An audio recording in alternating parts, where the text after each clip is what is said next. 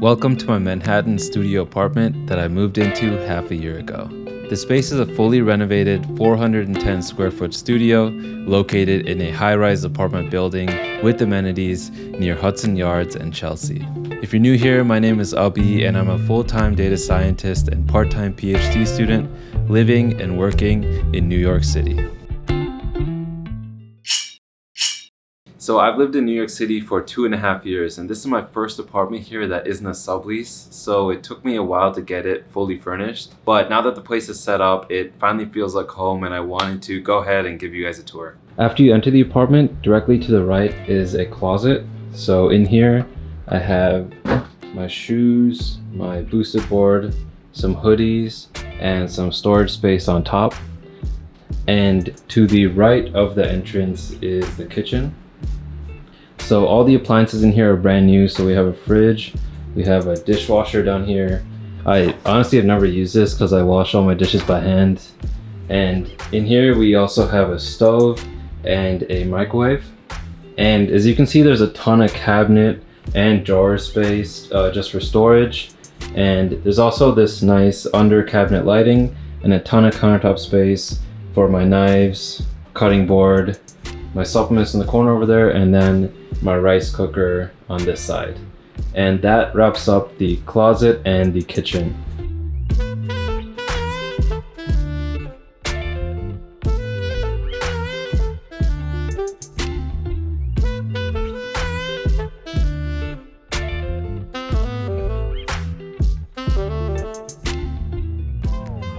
Okay, after you exit the kitchen, you can take a left and this leads you directly into the main living area.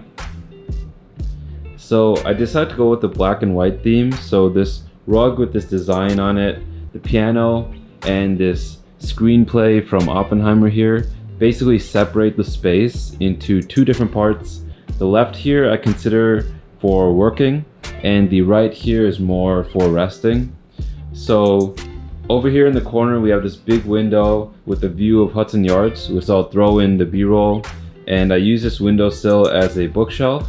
And in the corner over here, I just have some storage.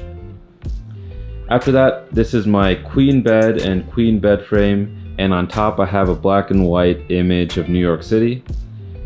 And in the corner here, I have my dresser, which just has my lamp and books that I'm currently reading. And directly to the right of my bed is the bathroom.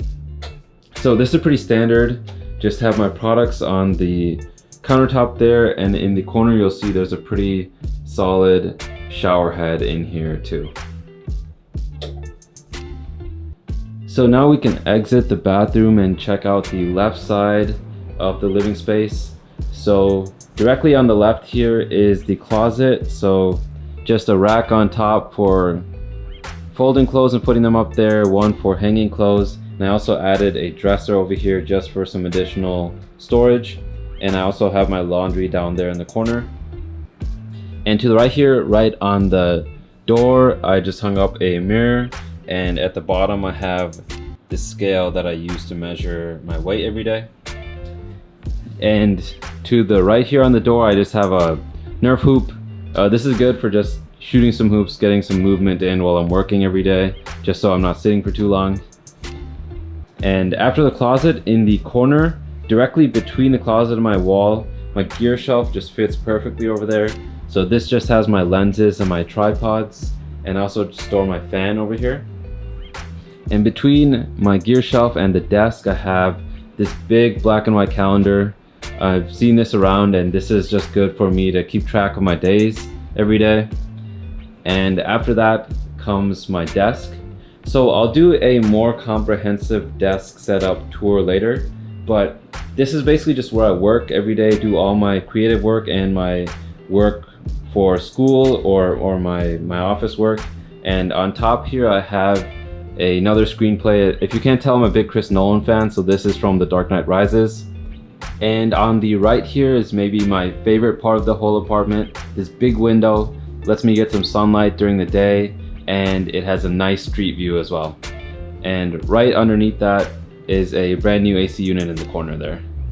And that pretty much sums up the tour of my living area of my studio apartment.